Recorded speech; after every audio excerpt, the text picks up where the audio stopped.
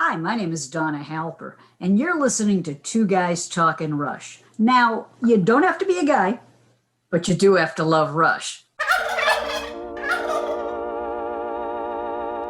Give thanks for the wonderful sunshine that helps you to smile when you're blue. Give thanks for the birds in the springtime, singing their songs to cheer you along.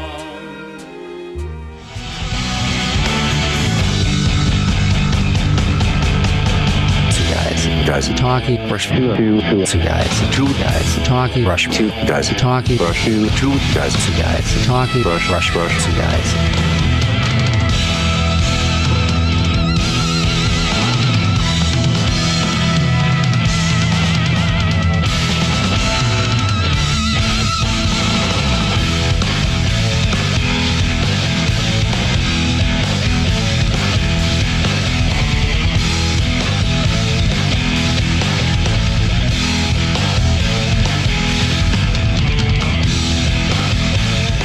And now, get ready for the Two Guys Talking Rush podcast with your hosts, John Kane and Dan Bukszpan.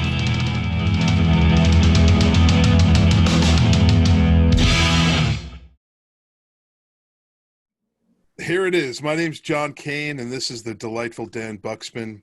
And welcome to Two Guys Talking Rush podcast live. We're coming at you live via Facebook, and we're spreading our love throughout the cyber rush landscape to all those groups that are out there. We just shared the hell out of this podcast to every rush group, and we're just gonna see what happens. It's we've been working hard on this podcast for several weeks now, and we thought we'd bring the experience to people live, just so we can, like I said, we want people to join in and we want to interact, and we'll see how it goes.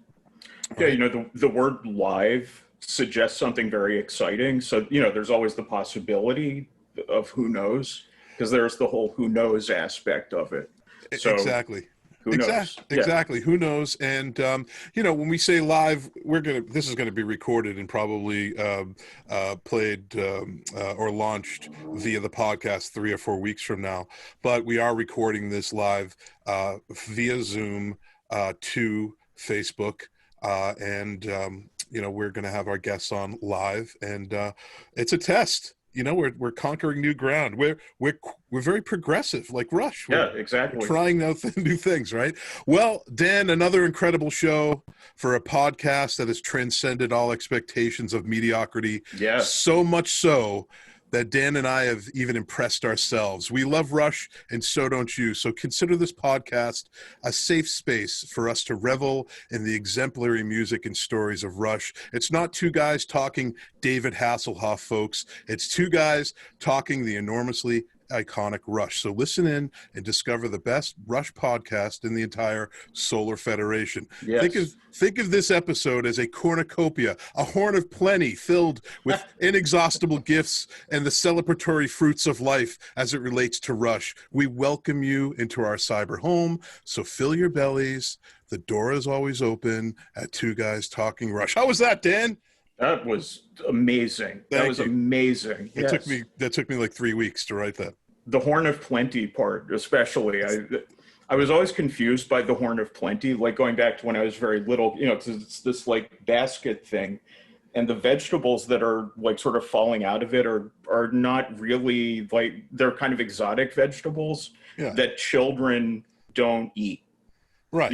Like they don't look at a summer squash and go, ooh, that, I want that. Yeah, ooh, delicious. Yeah, I can feel fulfilled off of that. Yeah, no, you and I have to like force the food into their mouths to get them to have something like that. I know. So Dan, what would your Horn of Plenty look like?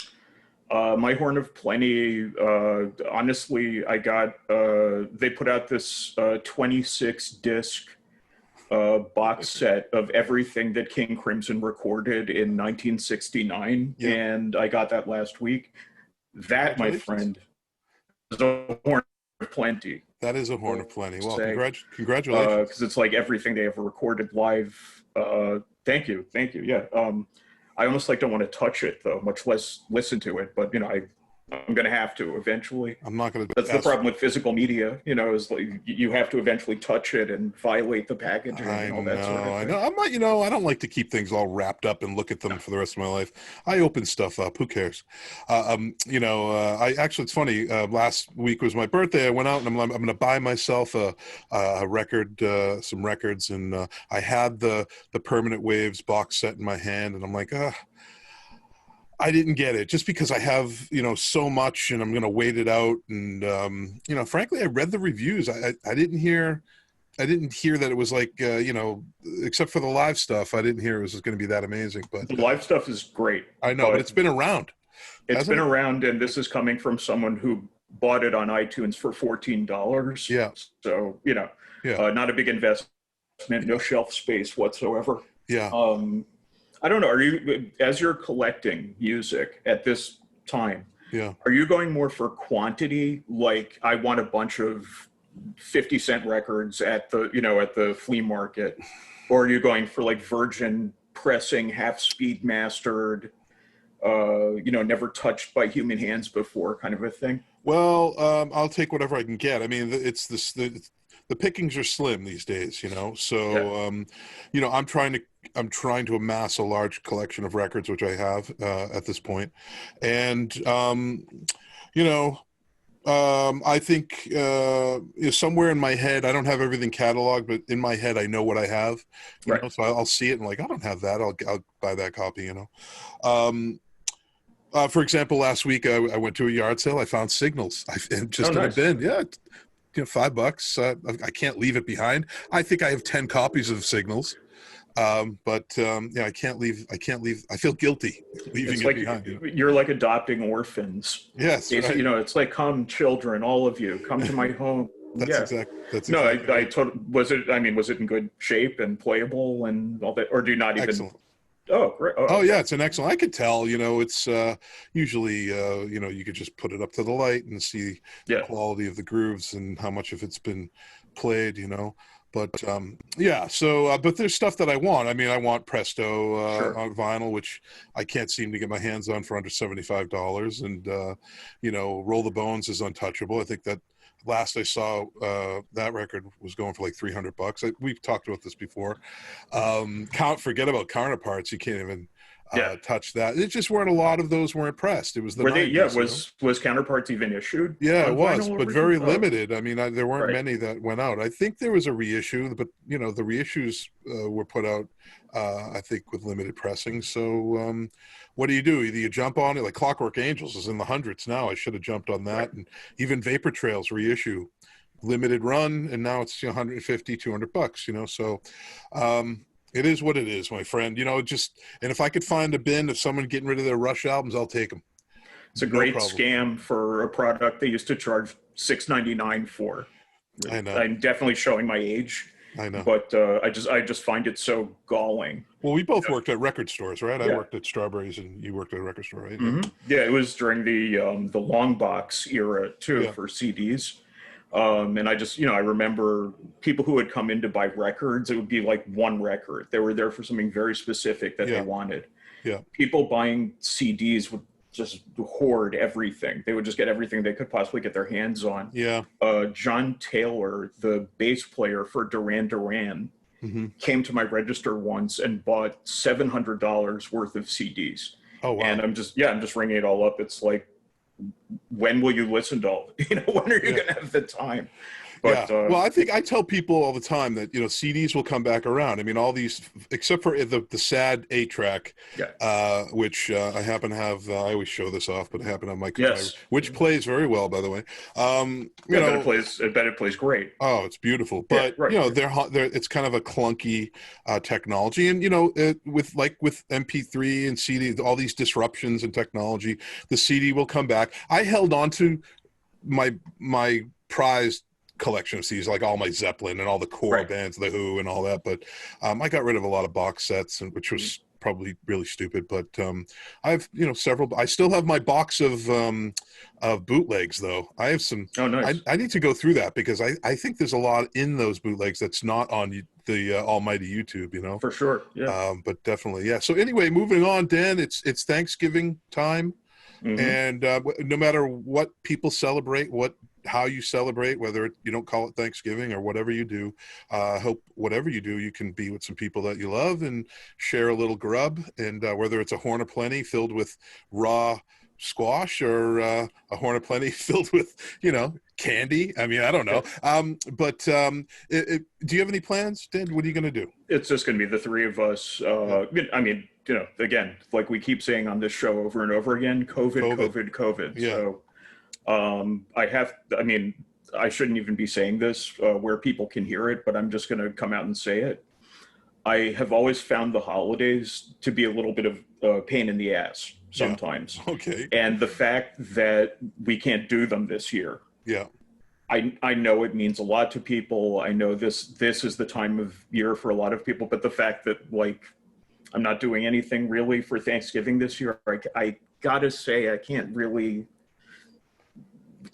I can't manufacture a lot of regret that it's not happening. It'll happen next year, and sure, that's cool. Yeah, I think the media has done a fine job at manufacturing our expectations of the holidays, with Thanksgiving, or, the idealistic family setting, the who's at the door with a pie, type thing, Yeah, right. or even the Courier knives, that's probably the best example of a sort of idealistic utopian Christmas is the Courier knife, or the holidays at Courier knives, right? The thing I really like is, yeah. I mean, when's the last time you were in a sleigh, Dan? Not recently. No. Okay, all right. But you want to be in one. I know. Desperately. Desperately. No, the thing that I really like, the typical Thanksgiving photo that they show in the commercials and everything is, like 25 relatives all sitting at this one very, very long table. Yeah. Who has that table? Who do you know who has one table in their living room that can comfortably seat 25? Probably no one, right? Yeah, not 25. I mean, I've seen one that could host a lot, but 20. I know what you mean. It's like this kind of like with the roasted turkey at the end and the whole. Yeah, I think that they're creating expectations that some people, maybe if they can't live up to it, feel like they're failing somehow. And you know what I mean. What I do like about Thanksgiving, is that we don't spend enough time being grateful for what we have. And exactly. That part of it I'm all on board with, and or actually just like giving. I've spent the past 2 Thanksgivings in the morning giving food to going to a local shelter and just kind of it takes little time, and it's effortless just to go and just help a local church or whatever. So I know we can't really do that now, but I've still, I mean, you're walking the walk, man. A lot of people talk a good game, but they don't show up Thanksgiving morning. No, I mean, I got a 4-year-old. I mean, I have a 3-year-old. I'm gonna but at some point, I'm gonna haul her cookies out of bed, and we're gonna go down and we're gonna see the other side. Not everybody has a family. Not everybody has money. I didn't grow up with a lot of means, so I know what it's like. But anyway, I hope everybody has a nice Thanksgiving, no matter what they do. And interesting enough, I had a very strange dream. I haven't been dreaming as much as I usually do, but last night, very strange dream. I woke up all twitchy and weird. Neil Peart was in my dream, which I don't think I've ever had a dream about Neil Peart. I do dream a lot about rock and roll stuff, like weird. Yeah, I mean, I think I've always done that. I've always been that guy. But Neil Peart owned a bakery, and he was the baker. I told you this earlier, and I'm not joking. And I'm like, I'm looking around, like, Neil Peart, this is your bakery? And he was like, oh yeah, try some of this and try some of that. And I'm like, how come nobody knows you're here? And then I look behind me, and there's a line out the door, I think, for autographs. Actually, everyone knows you're here. Yeah, exactly. So that was weird. And then it just got me thinking about the Canadian Thanksgiving, and I didn't know a lot about it. I still really don't, but I did a little bit of research. Here's a little bit of history here. I'm not going to put you on the spot, Dan. All right, Dan, talk about Canadian Thanksgiving history. Yeah. So I'm gonna rip apart the French language here. So Thanksgiving, French Action de Grace, or Thanksgiving Day. In French, it's Jour de l'Action de Grâce, sometimes called Canadian Thanksgiving outside of Canada to distinguish it from the American holiday of the same name. It's an annual Canadian holiday occurring on the second Monday in October, which celebrates the harvest and other blessings of the past year. Not unlike what we've come to see. Thanksgiving has been officially celebrated as an annual holiday in Canada since November 6, 1879. While the date varied by year, it was not fixed. It was commonly the second Monday in October. On January 31st, 1957, the Governor General of Canada, Vincent Massey, issued a proclamation stating, "A day of general thanksgiving to Almighty God for the bountiful harvest which Canada has been blessed, to be observed on the second Monday in October." So interesting. While the actual Thanksgiving holiday is on a Monday, Canadians may gather for their Thanksgiving feast on any day during the long weekend. However, Sunday is considered the most common. Foods traditionally served at Thanksgiving in Canada include roasted turkey, stuffing, mashed potatoes with gravy, sweet potatoes, cranberry sauce, all the good stuff, and of course pumpkin pie. So, in Canadian football, the Canadian Football League is usually held a nationally televised doubleheader on Thanksgiving Day. So, I don't think, aside from the date, and maybe the origins of the holiday, the multifaceted origins, the sort of kind of difficult origins we have in the United States here with grasping of what Thanksgiving means because of how it was established, not too far off from the Canadian Thanksgiving. So a little history lesson there, because that's what we do in Two Guys Talking Rush. We talk about history. Yeah. Well, folks, this show is hosted by fans for fans. Dan and I are actual fans of Rush. We're not here. We're not getting paid. And, our listeners know we are inclusive. Each week, we try to mix it up with guests and good content. We want fans to join in on this magnificent journey. And before I forget, I want to thank our guest on episode 20, Behind the Lighted Stage, Rush, FOH, front of house, sound engineer Brad Maddox. What an awesome guy. Yeah. Just a smart dude, and really was there to the end of Rush's legacy, riding out the mighty Rush storm as it forges forward to its climactic end. And as mentioned by Brad, please support, very important, please support the Big Love Benefit concert coming up.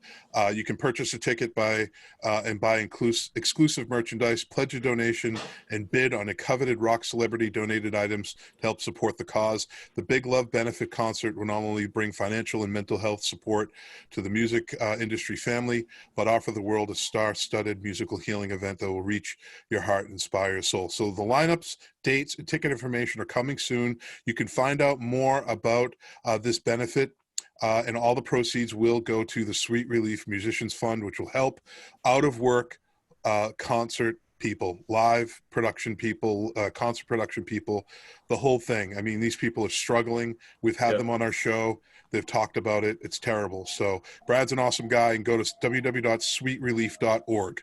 I'll put all this information on twoguystalkingrush.com. So you can hear our podcast on TuneIn, Apple Podcasts, Spotify, Pandora, Simplecast, and others. This show is recorded in video, so please check out our YouTube channel and subscribe. A quick shout out to rushradio.org. We're streaming live on rushradio.org right now, and hopefully Mr. Ed Stinger is listening. He's shared our stream on Rush as a Band, the greatest outlet for Rush news on the interwebs. Also, you can find Rush Radio on the TuneIn app and at rushradio.org. And again, thank you, Ed Stenger at rushasaband.com. We love Rush as a Band, as well as the Power Windows website, 2112.net. Check them both out, folks. If you love Rush, you love those websites. Another quick shout out to the mighty Why Not. Their music can be heard in our show intro. An incredible band. I've been listening to Why Not as of late, and just it's getting better. I recommend everybody, just really good stuff. Also, Rush fans, we want to hear from you. We've been hearing more and more comments about the podcast, which is great. That means people are actually listening, which we were always striving for. Right? How about that? I imagine we went this far and nobody knew about it. Well, if you have comments, suggestions, ideas, or questions about the show, please submit them. We would like to hear from you. Email us at 2guystalkingrush. It's 2 TWO guystalkingrush@gmail.com. It's not the number 2, it's the word 2. We're always looking for super fans for our Rush Superfan Spotlight. What is a super fan? What makes you a super fan? We're going to have super fans on our show tonight. We have some awesome guests tonight. So this isn't just Dan and I speaking to one another here. We're going to break it up and actually speak to other people. You can visit us at twoguystalkingrush.com. TWO guystalkingrush.com, our Facebook page, facebook.com/2guystalkingrush, and Twitter, the only one that's different, twitter.com/2 guys talk rush. And again, subscribe to our YouTube channel. Also, we receive no revenue at all for doing this podcast.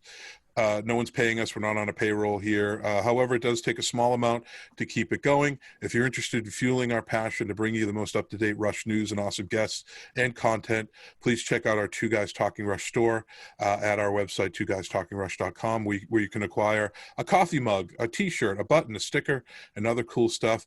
We also have a Patreon account if you want to give a little bit each month to help fund our podcast.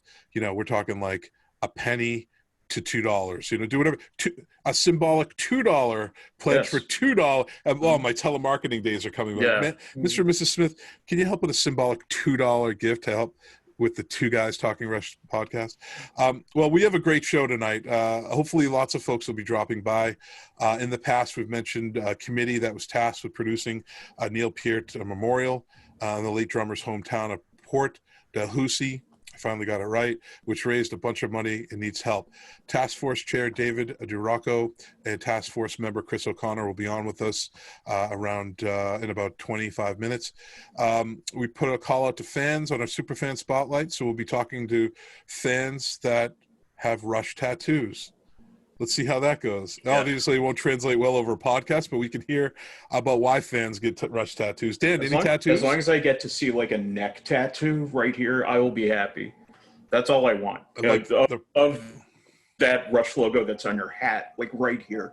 Also, I would be really interested if anyone is going to come on with a Rush tramp stamp. I want that very badly. I very badly want to see that. Well, but I don't know. I'm not going to get ahead of myself. Let's see if we have any questions or if any comments. Are people hating this or liking this? I mean, we're live. Look on your cast here and see if you see any questions so far. Let's see.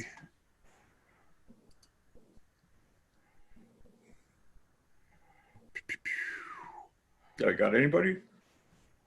I haven't seen any.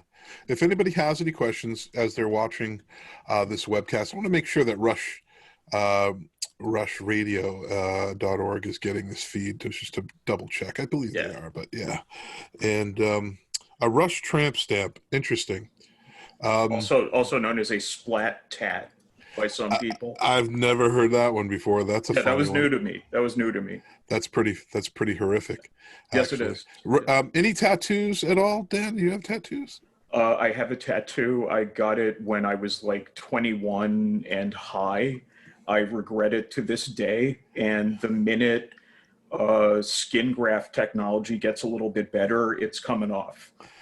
Because every time I look at it, it's just like, I did it to myself consciously.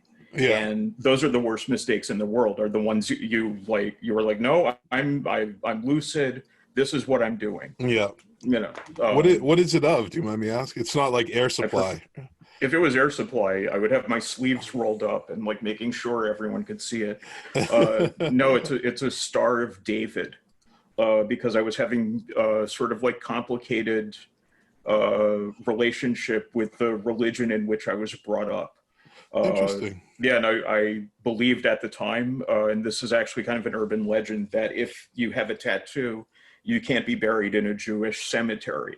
So that was me being like a gigantic asshole, basically.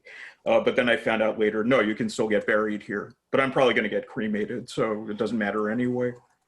But the main thing is it's a stupid decision that I get to enjoy every day, and it's been... 30 years now. So, well, what's your overall opinion of tattoos? I mean, listen, people are really passionate about them. Yeah. you know, and that's cool. You know, I'm an artist, and I've seen really good ones. I mean, I have a relative that, and I love him dearly, but he was like, check out my wolf tattoo, and it looked like a puppy. Yeah. No, I mean, just generally tattoos, if people want them, that's fine. I would advise them, make sure it's something you really want, because this is going to be there for the rest of your life. Yeah. I know people who are like covered head to toe in tattoos. Yeah, I do too. And it's fine, because it was what they wanted. You know, I mean, I just said this a moment ago, but again, I stress, this will be there forever. Make sure you want it. But I have to imagine also the kind of person that would get a Rush tattoo is totally on board already and will be fine. What I love is, and there are some like Facebook groups dedicated to this, are tattoo fails. Like people who have written like no regrets right here. Yeah, I love that. I never get tired of that. Those people, I do see. That's a different tattoo. That's a different tattoo. That's different. It's unique. You know, nobody has that. You know, maybe a few people. Maybe a few people have that. I don't know. No, but I mean, it's having one that says no regrets right here. That's a perfect setup from the universe. You know, like you couldn't have things fall into place more perfectly than that. You know. Yeah, that's funny. Well, folks, we want to see your tattoo. We're going to see some tattoos tonight. I think we are. Yeah. And I don't think we'll ever not open the door to a fan that has a tattoo they want to. No. There was one gentleman, I tried to get him on the show. He had some beautiful Rush tattoos. I mean, listen, if I was Geddy Lee or Alex Lifeson or Neil Peart, I would be like, wow, you know, come on over for dinner. It's the least I could do. You know? Yeah, exactly. I mean, to get a tattoo of somebody else, you know, how emblematic, how much love do you have for that? It's such adoration. What is that? Yeah, I mean, for me personally, there's no one I can think of where I would want to get like their likeness on my body. But you know, I mean, again, Rush specifically is different. The fans are different, and I would never doubt their commitment for 1 second. And if I saw a Rush fan with a Rush tattoo anywhere on their body, I would assume that was exactly the right move for them, because you know, these people really are a breed apart, and they mean it. There are no casual Rush fans. Yeah. And so if they get a tattoo, I assume it's like they put a lot of thought into that, and that was the thing that they wanted for a long time, and it means something to them. There may even be some like dead relative that it's dedicated to. You know, there would be levels of meaning to it for them. Yeah. You know, and they have a lot of really nice designs too. You know, like all the different logos and different album covers. You know, there's a lot to choose from. So it's not like you're getting some like stupid thing. You know, there are some very nice choices, I would say. Yeah, yeah. Well, we're going to see some tonight, so that's going to be interesting. And each week we cover Rush news as it relates to the week or to the month. And I'll go through some of that Rush news right now. And it's quite amazing that a band like Rush could foster or feed a news channel in that way. You know, on the Two Guys Talking Rush website, I have the RSS feed going right into the website, so you can be surfing our website and just see what's coming up, you know. And it's like a little banner, a little scrolling banner. It's like, wow, it's incredible that so much in the Rush world is still active. You know, we can't see them live anymore, unfortunately, but there's so much legacy to swim in, and kind of sort of, it's like a playground. They left us behind with a playground of wonderful stuff. So, in 1971, Rush played the Abbey Road Pub in Mississauga, Ontario. In 1974, Rush and Rory Gallagher at Paramount Theater in Portland, Oregon. In 75, Rush played the Indiana State University in Terre Haute, Indiana on the Caressa Steel Tour. Dan, you were at that one. You were 5 years old. Yes. Yeah. In 1978, Rush played the Community Center in Tucson, Arizona on the Hemispheres Tour. In 1978, Rush played the Civic Auditorium in Albuquerque, New Mexico on the Hemispheres Tour. In 81, Rush played the, oh man, I'm not going to get this right, Schwarzwald Hall Schwarzwaldhall in Karlsruhe, Germany on the Exit Stage Left tour with Girls School. Oh, wow. That must have been interesting. Very nice. Yeah. In 81, Rush played the Grug Hall in Essen, Germany on the Exit Stage Left tour. Some German dates there. In 82, Rush played the Rosemont Horizon in Rosemont, Illinois on the Signals tour with Rory Gallagher. They must have been really close friends. Yeah, I think so. There may have been like I think that there was like some affiliation with the same label or management or something like it. There was some, someone else will know the answer to this, but I believe there was some industry connection there. Yeah.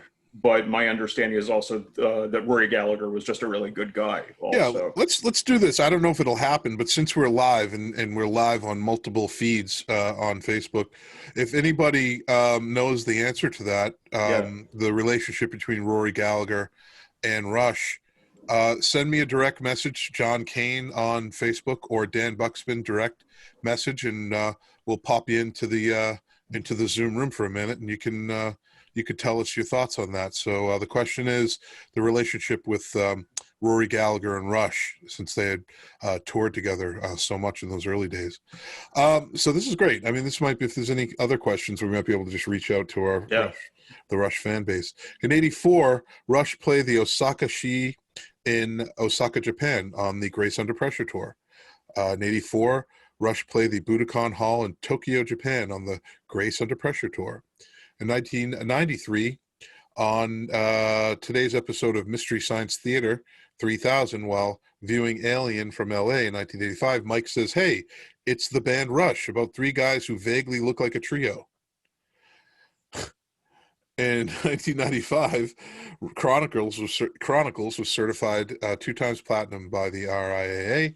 In 1996, Rush played the Arena in San Jose, California on the Test for Echo tour.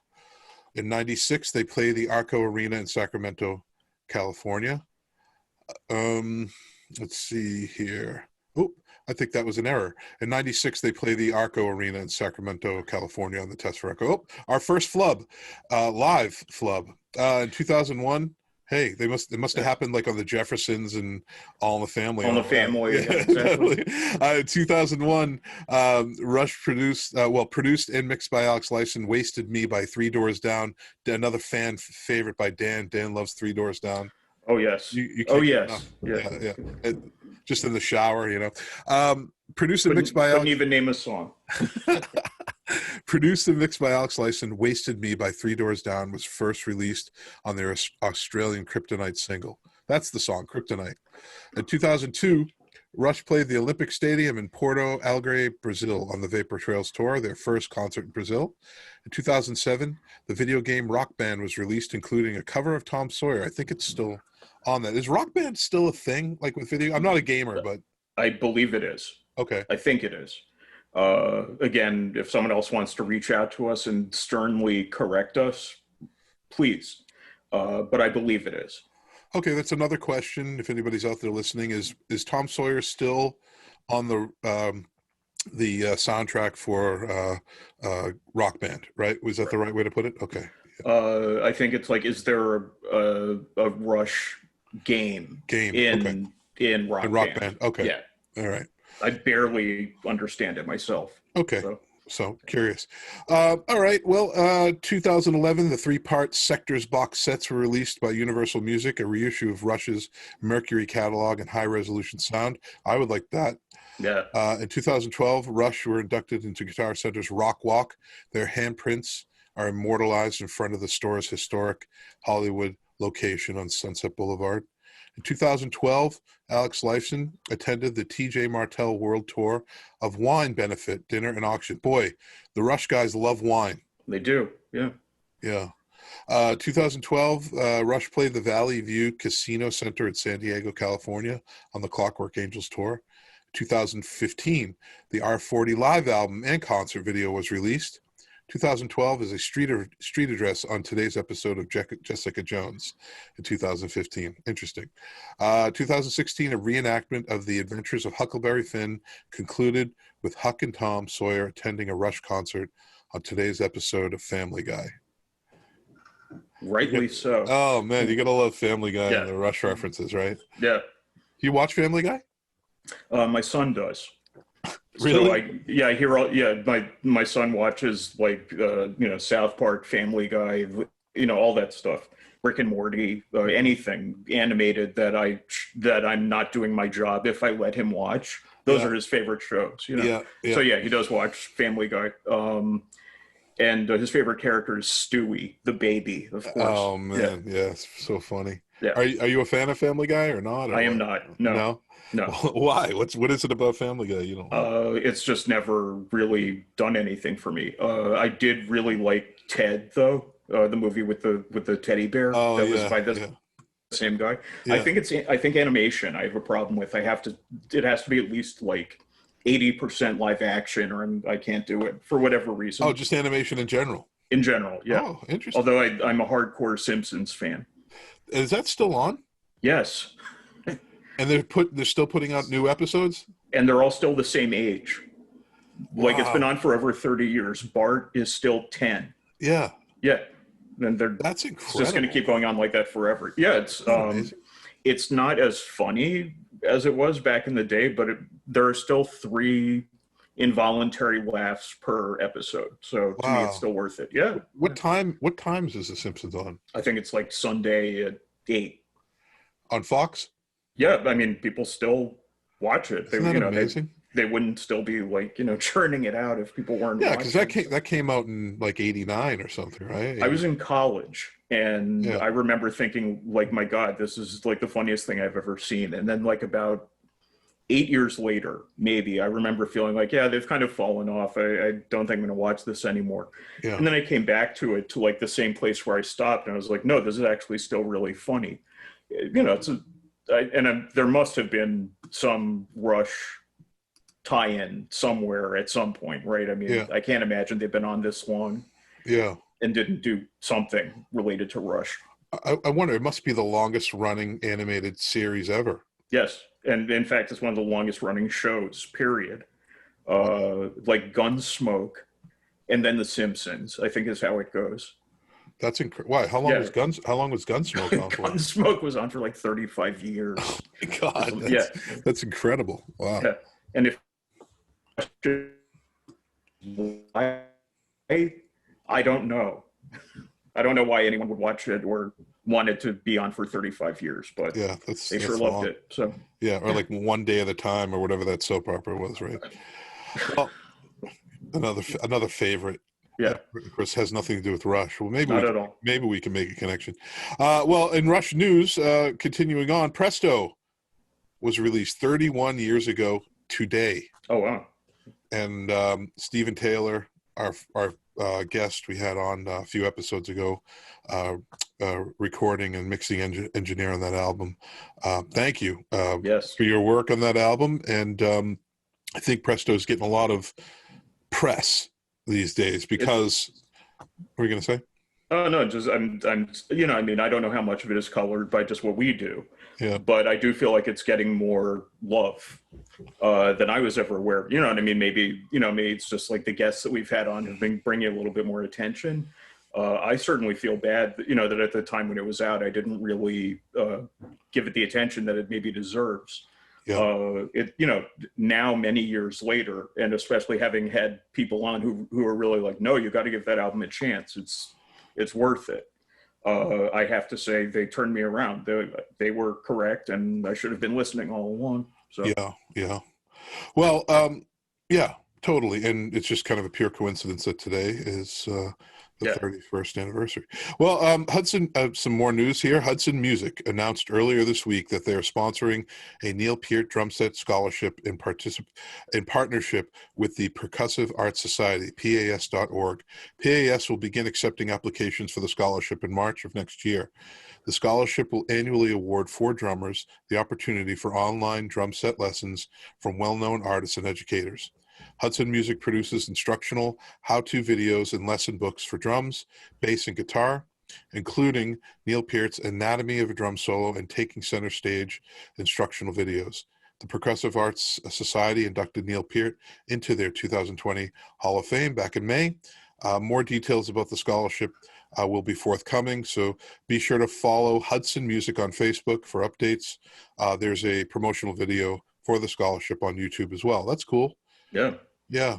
So the gift of Neil Peart just keeps on giving. I suspect that it will for a long time. I have to imagine even today, there's some kid somewhere hearing Rush for the first time and going, I think I'm going to learn how to play drums. Yeah. And I expect that to just continue for as long as that music is out there. Yeah.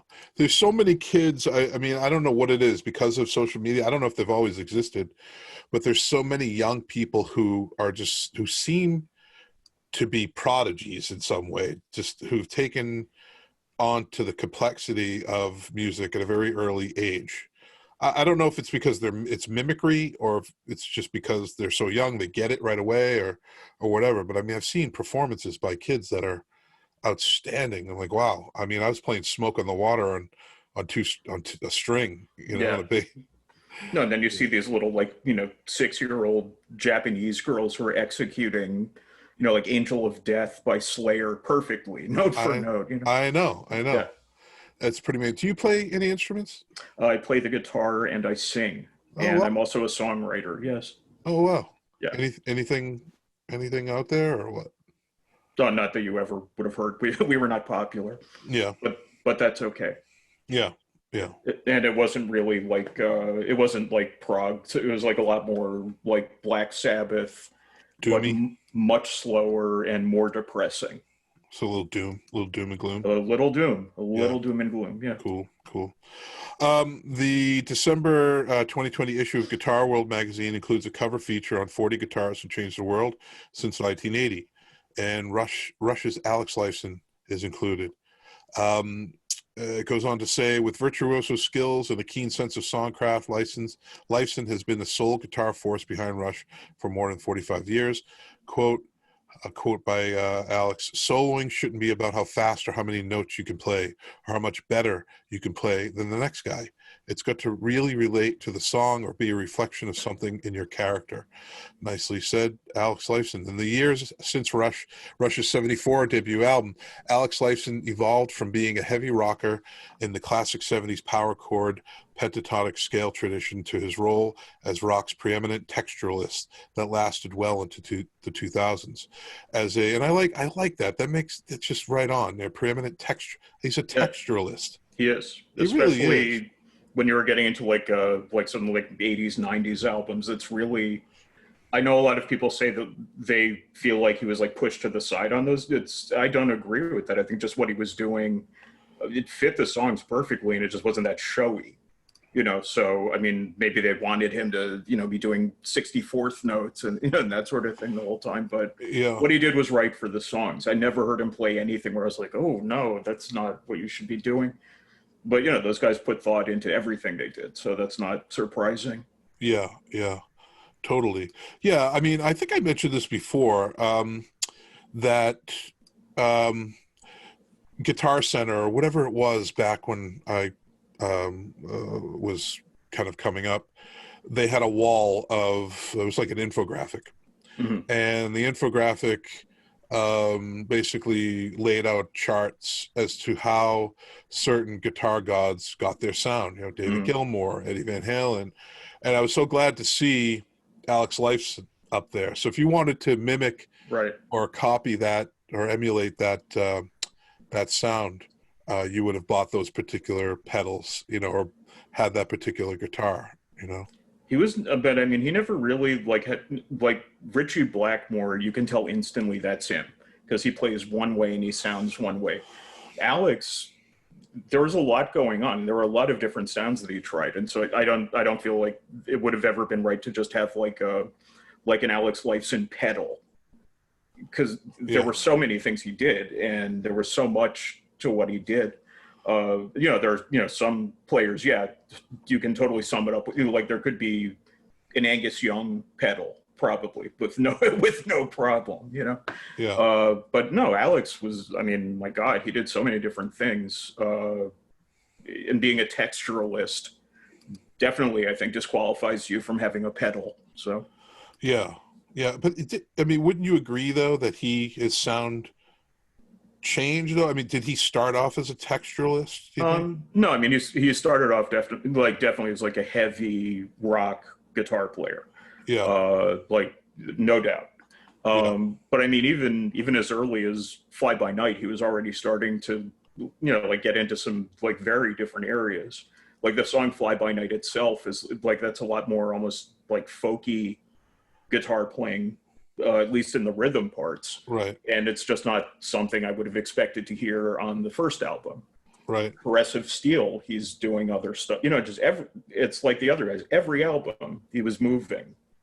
Every album was a transitional album, Do you think there's any two albums the way he sounds the same? I mean, are you getting the same Alex from Moving Pictures than you are on, let's say, Roll the Bones or even Clockwork Angels? I mean, well, I mean, there's a thread the whole time. Yeah. And if you have albums back to back, like like Moving Pictures and Signals have similar sounds, but there is change. Mm-hmm.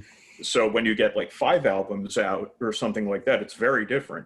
The Alex Lifeson on Presto is not the same Alex Lifeson on 2112, but in some ways he is also, just the note choices and that sort of thing. So it's very consistent and very different at the same time. And that's rare that anyone can do that, Yeah, totally. Well, moving on, Lifeson developed his signature sound by using arpeggios as harmonic pads underneath Geddy Lee's vocals to counterbalance the band's driving odd meter drifts.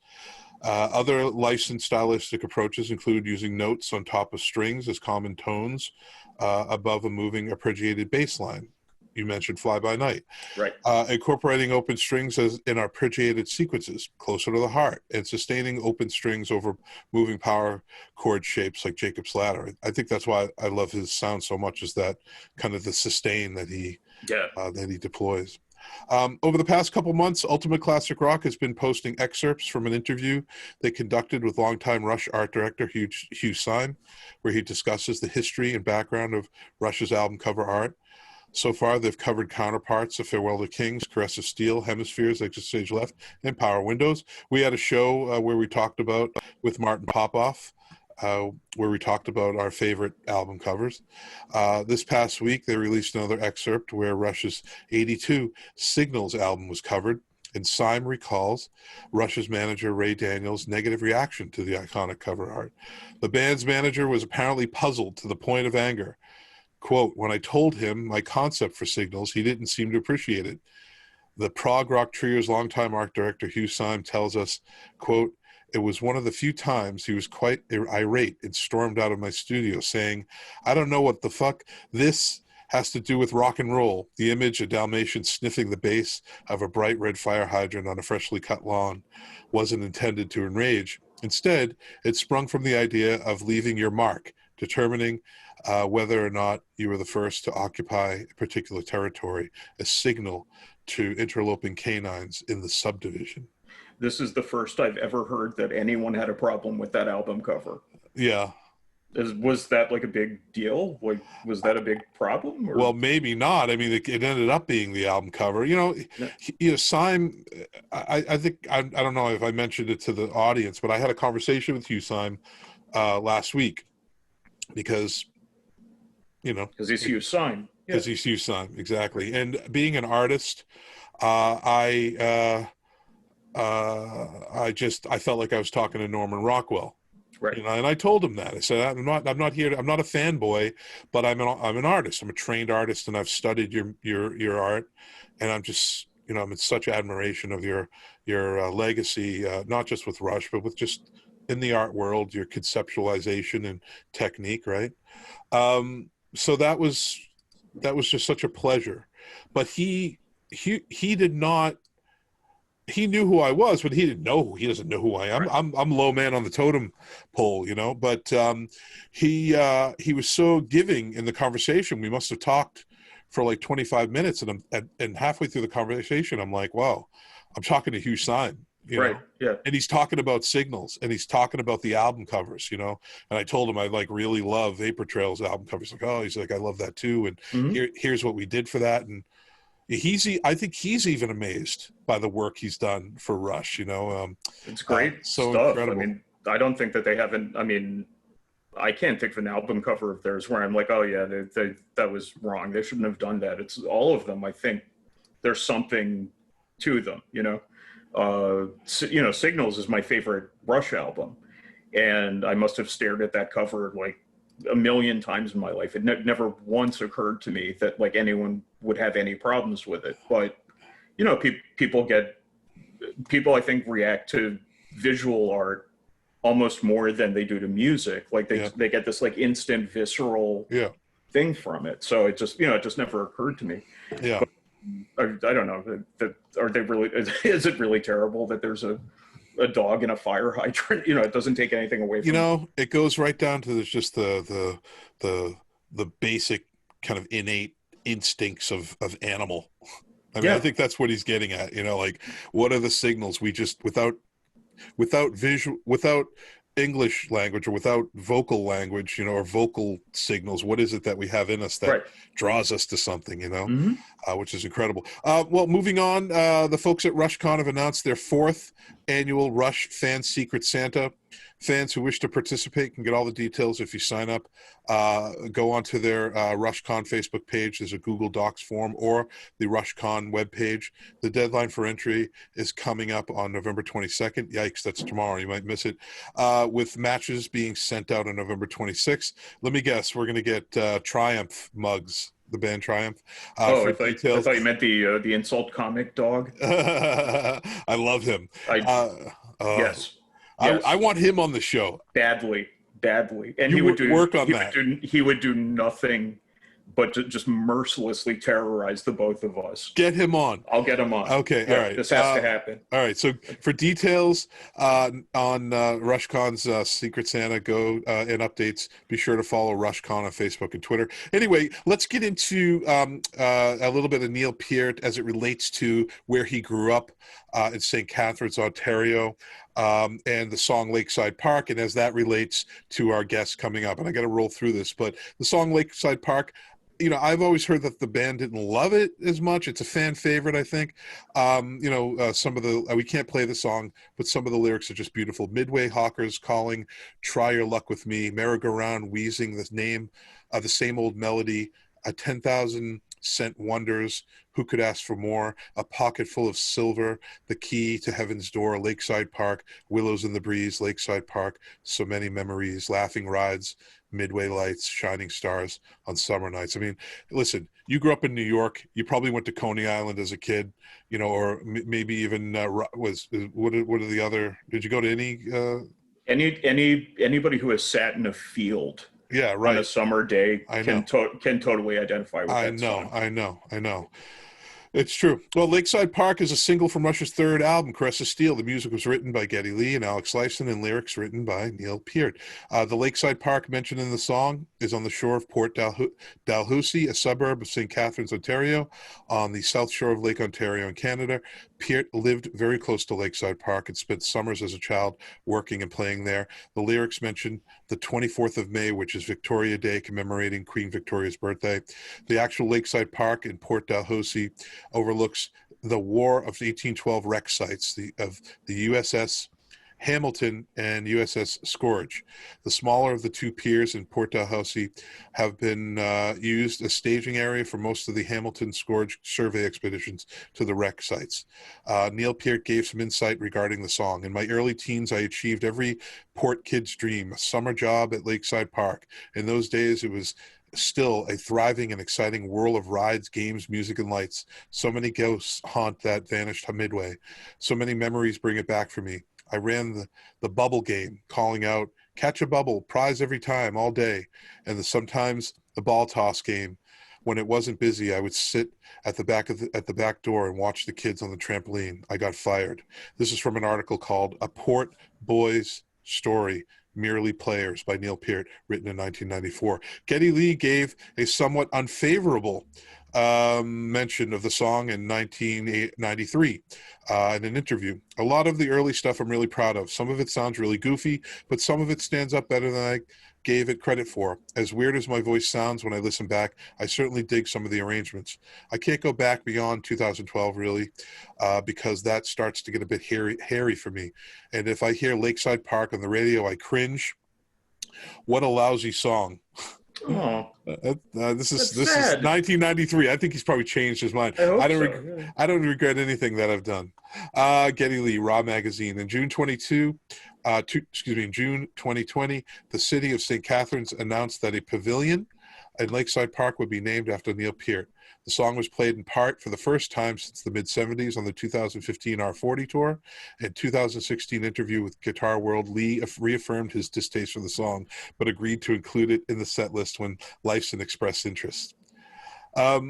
Yeah, so there it is. Yeah, well, it is a little sad. Well, we're going to have our guests on now, and I want to properly introduce them. And I think that the beauty of all this, we should be reminded, is Neil Peart's ability to illustrate these qualities and characteristics of whatever subject he's talking about. Yeah.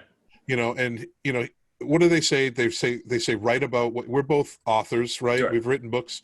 What do they say? They say write what you know, right? And there's so much truth to that. I don't know if I've done that yet. I only know, what I've written about because I put myself to it to know it. Yeah. But perhaps I need to write what I know. Perhaps I need to go back and look at my not so magical years. I didn't have some of this magic, but there was some magic to latch onto. Yeah, totally. When you're young in that way. But I think just Neil just had that touch, man. He's just so incredible. Well, as I mentioned before, a committee tasked with producing a Neil Peart memorial in the late drummer's hometown of Port Dalhousie has raised over $10,000 and even more. They actually ran out of shirts. They're selling shirts.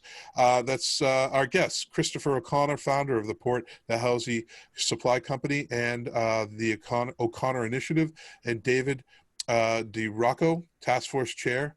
And let's invite them into Two Guys Talking Rush. Let's do it. All right.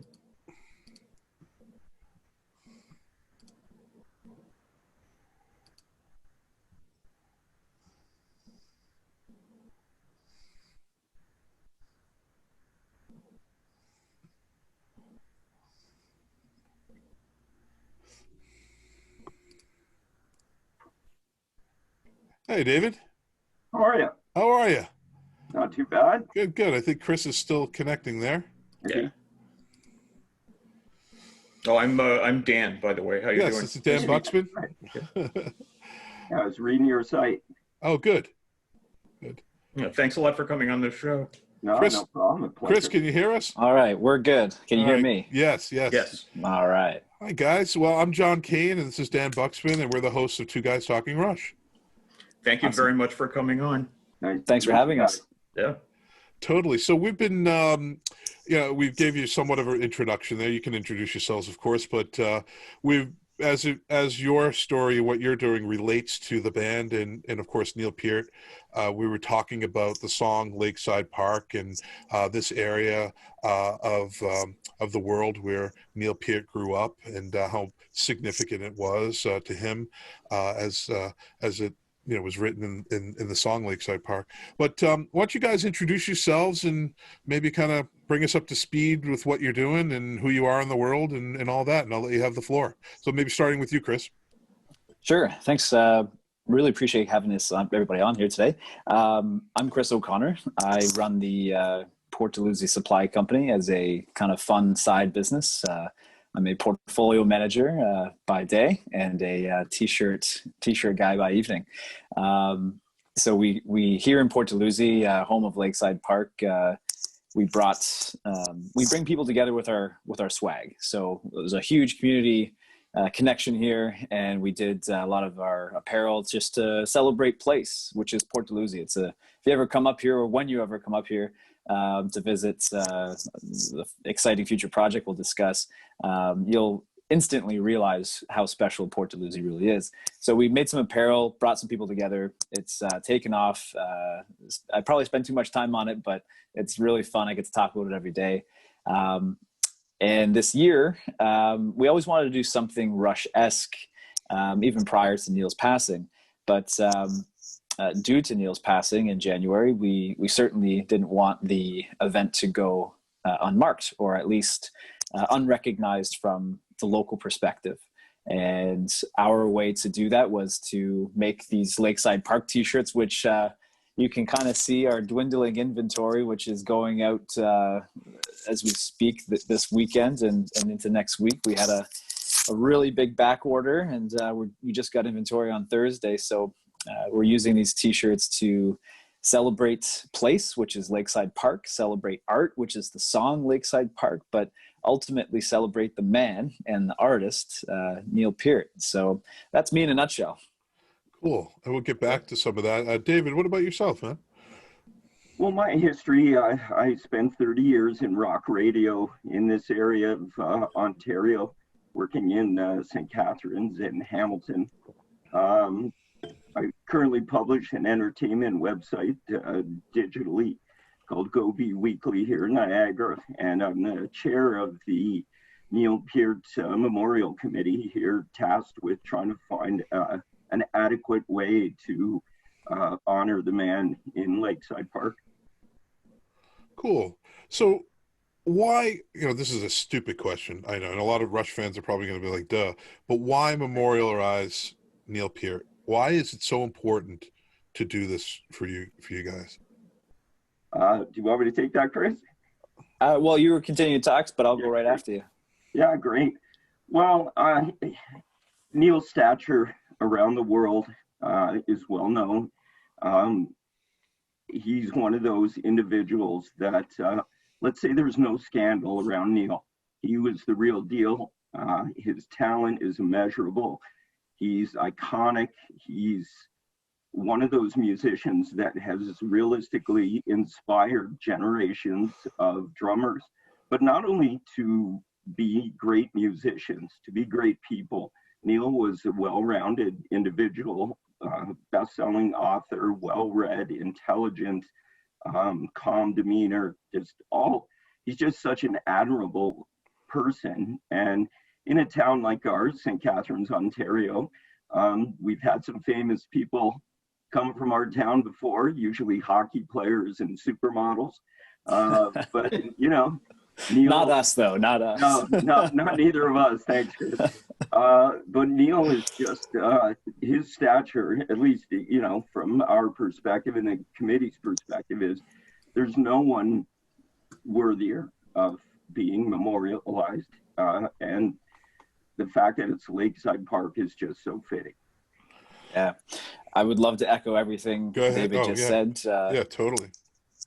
He nailed it there, but if I could add one thing, it's totally. I think you've described Neil as a hero, and I think a lot of his works are heroic. I know myself, I can't imagine, putting myself in the artist's perspective and being able to connect with that many people through that medium of art. So people around the world, and we've realized this through our small project, and I apologize if my Zoom dies, my internet, it's my network card. I do apologize for that, but okay, man. That's why I'm calling in. We so can I don't hear lose you. Yeah. Perfect. But anyways, yeah, I think Neil is a hero to a lot of people, both young and vintaged around the world. And I think, he drew a lot of people in with his words. And I mean, talk about power. Words are very powerful, and he wielded them exceptionally. So I think it's a great honor for us to have him come from, or at least grow up in our neck of the woods here. But he impressed a lot of people, and we certainly want to honor him and his art ultimately. Yeah. So are you both from the area, meaning your families, you grew up in this area? Are you that familiar with the area where you can kind of identify what Neil was talking about in his writings? Well, I was born and raised about 4 or 5 blocks from his family home in Port Dalhousie. Oh, wow. So I'm an original Port Dalhousian, and or Port Delusional as we're more frequently known. But Port Delusional. Nice. yeah, we got a few Describe life in Port Dalhousie. How long do you want to be here? We got time. We've been preparing for the show, so this is all we do. So go to town. Yeah. That's right. We're both in our parents' basements. Right, yeah. We live rent free.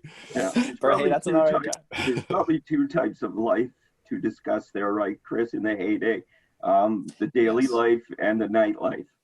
I'm trying to illustrate this for our fans and for the people that are chiming in. We want to get to know the culture and the lifestyle of this area to call to us. Go ahead.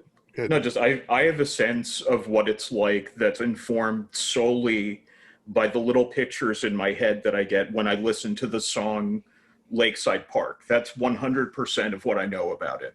So I don't know. A lot of people listening maybe don't know. So please tell us what it's really like. I don't know if you know a lot about the history. Chris can certainly talk about the life there, but the history of that place, where it's an entryway for one of the original Welland canals, which sort of connects Lake Ontario to Lake Erie. So it was a marine town, in its original form. It became more touristy as in mid 20th century. But Chris, you can certainly add some details about life there. Yeah. Back in like the 1800s, Port Dalhousie was really a port. It was one of several ports along the Great Lakes lock system that goes all the way to like Lake Superior, connecting both Canada and the United States, being one of the largest trade corridors in North America. Tons of billions of dollars of goods go through it, but Port Dalhousie itself, it's a British settlement. It was divided up amongst landowners. The Pauling family originally, I think that was 1796, if we're going to go back that far. But if someone was to, come to Port Dalhousie even 50 years ago, they would not recognize it today, except for a few buildings that remain that are part of all of this history. But for a Rush fan, for a Neil Peart fan, Port Dalhousie will certainly stand the test of time, because a lot of the elements that Neil spoke about and wrote about in the songs are still here. But Port is a small lakeside village. It truly is a village. I was just out today and I ran into somebody that I knew, and then there's Joe getting a coffee and Sarah walking her dog. Like, this is like Cheers on steroids, and it's the neighborhood version of that. Everybody kind of gets to know each other. But it's been an interesting time, and David alluded to this earlier, where we transitioned from this port, this seafaring naval sort of marine-esque rough town. And Port was a rough town. It was kind of the dirty end of town. It was the parts you didn't want your kids growing up in, or playing with those kids across the bridge. My parents were those kids that you didn't want to play with, or they were the bad people from that side of the bridge. What was that about? Was it just like a lower income area? No, it's well, I think it stems from the history, really. I mean, there was still a lot of bars there. In fact, one of the oldest original buildings is still the tiny jail that sits almost adjacent to the beach at Lakeside Park. It was a lot of the party. Oh, sorry, go ahead. Oh no, just Daniel. if that seems like an obvious question or something like that, I really have to. It's actually a great question. Well, I mean, most Americans, most people from the United States are really ignorant about Canada. We tend to write it off a lot in a lot of ways, even though you have a much longer history. There's a lot more going on than what we have going on here, but Americans are very myopic in a lot of ways. So I mean, a lot of what you're saying is completely new to me. So Yeah. please keep it going. Yeah. Yeah, like, I mean, there's a million stories.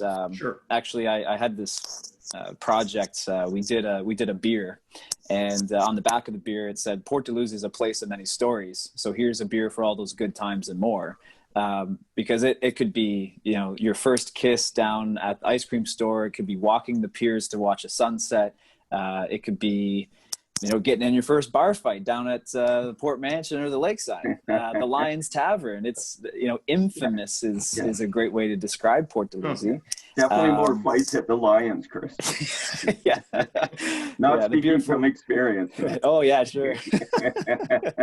But no, Port has a very storied history, both with the, you know, the British Empire, the transition from marine and farming to more residential, and at the time it was kind of the not a slummy area. It was still a lakeside village. Like you have to understand, like we had a carnival, an all year round basically carnival midway in Lakeside Park for 30 some odd years, if not longer. And we have one of the oldest carousels in I believe North America, which was designed by an American, I believe, if I'm not mistaken. It's in mint condition, and you can ride it still today for 5 cents. That's about 4.25 cents American, but I don't know. But yeah, there's all these little cool pieces of it. But now, you know, fast forward 100 years, Port has gone through a major transition from this summer bar scene, you know, come down, get your ice cream, have a couple drinks and go home, to a destination. And it's becoming more of a destination every year. But is that because of Neil? Is that because of Neil, do you think?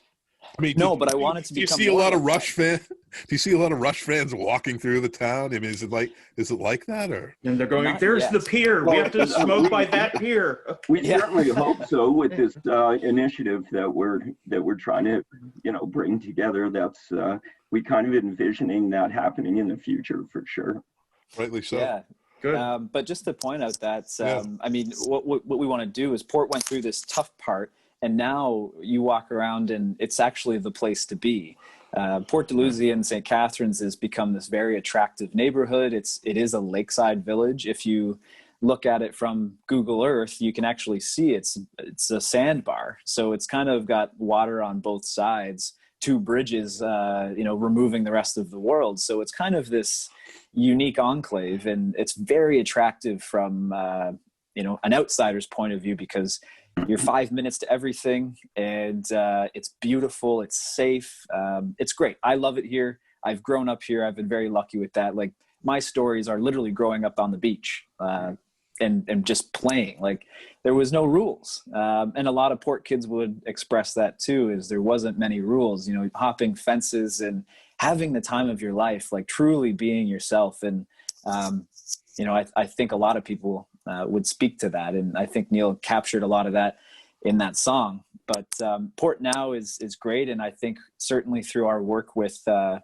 city of St. Catharines and both as individuals, that this project to commemorate Neil is going to attract a lot of attention globally from the Rush fan base, but also Neil's fan base too.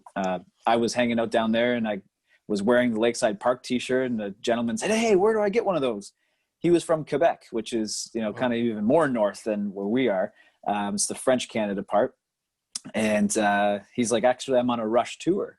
During all this COVID stuff, he was doing all the hot spots in Toronto, old famous concert halls where they had played. And I had a chance to chat with him for a few minutes, and yeah, he's like, "I had to visit Lakeside Park. It's the end of my trip." And he's like, "It is the most beautiful part of my trip." Wow. So we're very lucky to have it. Yeah. There's an article that that Neil wrote in 1994. You probably know a lot about it already. A Port Boy's Story by Neil Peart. St. Catharines Standard, June 24th and 25th. Transcribed by Jeff Robertson. So it's archived on the 2112.net website. There's some wonderful photographs there. Have you guys seen it? You're well informed about it? Yeah, Definitely read it. Yeah. Yeah, it's a great piece. And Neil, I just kind of bolded out some, it's quite long, but I bolded out some text from it here. So Neil says, Port Dalhousie in the late 50s was a magical time and place, perfect for boyhood, quiet streets for ball hockey, the lake for swimming, skating on Martindale Pond, the library to feed my growing appetite for reading, and hordes of other baby boomer kids around to share it all. We measured our lives not by the seasons, but by the ancient festivals. Children are natural pagans. Winter was Christmas, spring was Easter, and autumn was the magic of Halloween. Dressing up as Zorro or a pirate or a hobo, and wandering the cold, dark streets in search of flickering pumpkins at doorways where people would fill our bags with loot. Whispered words were passed among the ghosts and goblins, and we learned which houses were giving out fudge or candy apple. No fear of needles or poison in those days before people became so crazy. I blame the water, he says. Summer, of course, was a long pagan festival all its own. I would get together with a friend like Doug Putman or my brother Danny, and we would hike or ride our bikes to Paradise Valley, out by 9th Street or farther to Rockaway and Balls Falls. Somehow nothing was more attractive than the woods, a bit of leafy forest, a stretch of running water, maybe a shallow cave in the rocks of the escarpment. This was romance and adventure. Does that sum it up for you guys? Yeah, absolutely. I think it certainly does. And I think, to Chris's point earlier, that's what makes the song Lakeside Park so poignant, because of the changes and what we see now. When Neil says the magic's fading every year, he was certainly addressing the times in that article, wistful times of simpler times and things when Lakeside Park was a bit of a free-for-all for young people. And, I just think that song just captures that kind of spirit in such a profound way. Yeah. Well, you guys are multi-generational and grew up relatively in the same kind of area. The legacy of Rush in Canada, I imagine, I often wonder, Dan and I wonder how to measure the fan base in Canada as it relates to the American fan base. I mean, what's the difference? We always try to find out what that difference is. However, where you guys are so closely connected to the origins of Rush, and at least with Neil growing up in this area, what was it like being a kid and being into music? And as it relates to Rush, I mean, Chris, were you listening to Rush as a 10-year-old? Did you even realize it? Or did you get into them later? I mean, David, were you just like a rock and roll guy from early on, being in radio? We'll start with you, David. Well, I'll say this. As a young man, I started to play drums. My brother played drums. Two of my cousins played drums. We're all diehard Rush fans.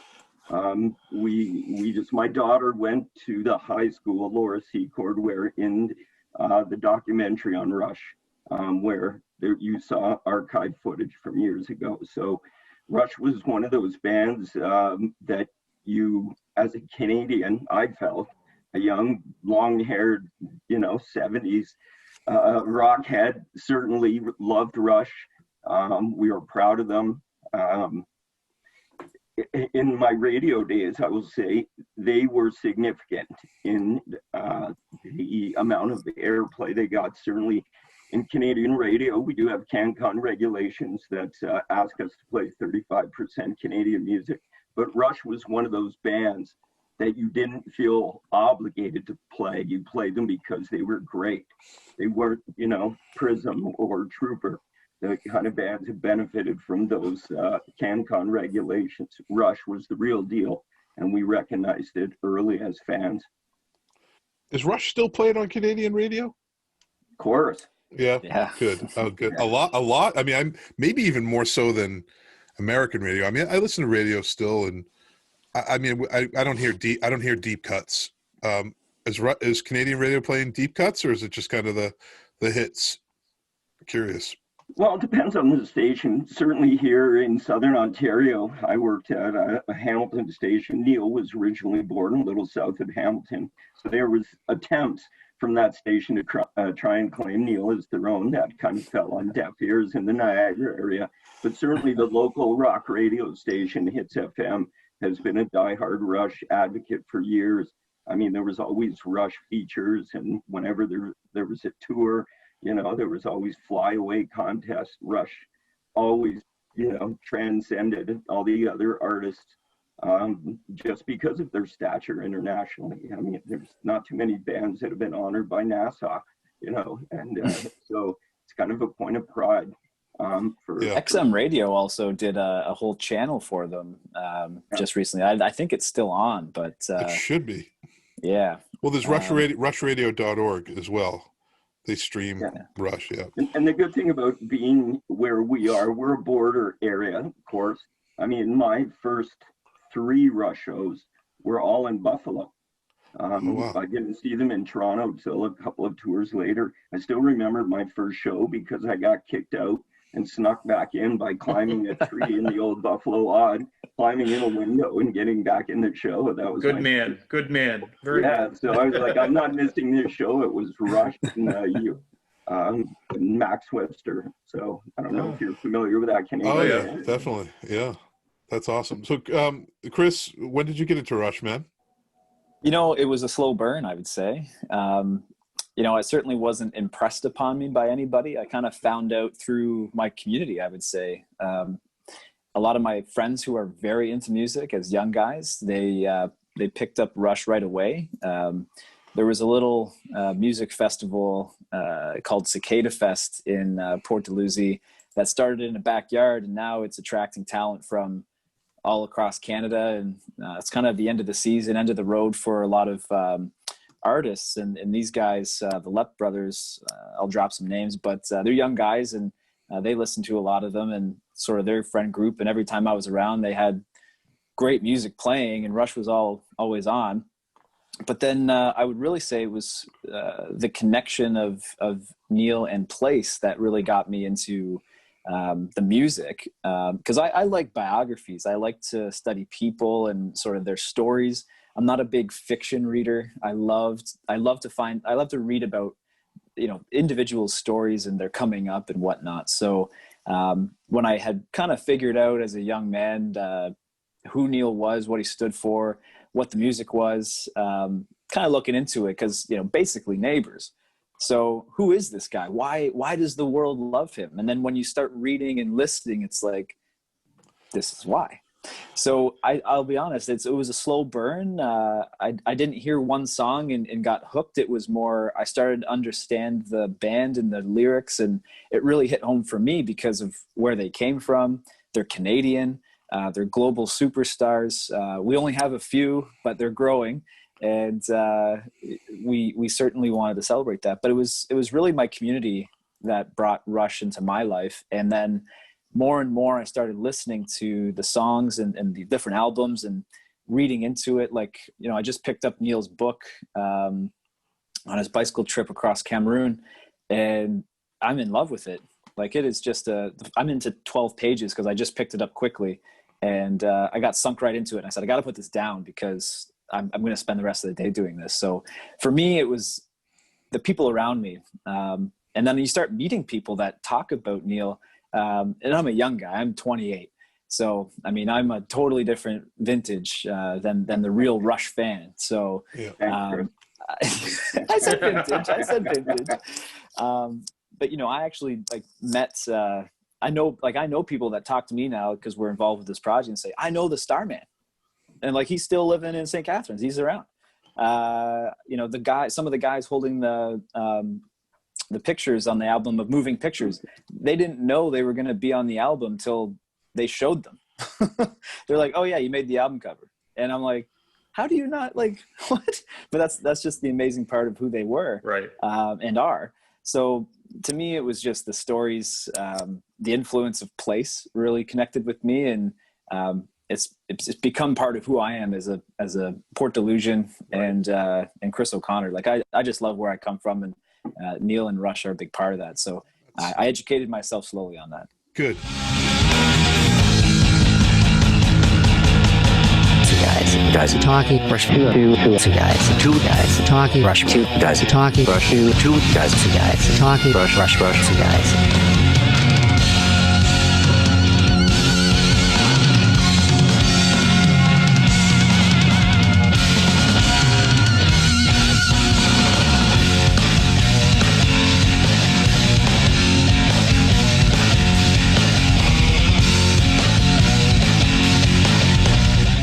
Stay tuned for part 2 of the Two Guys Talking Rush podcast next week.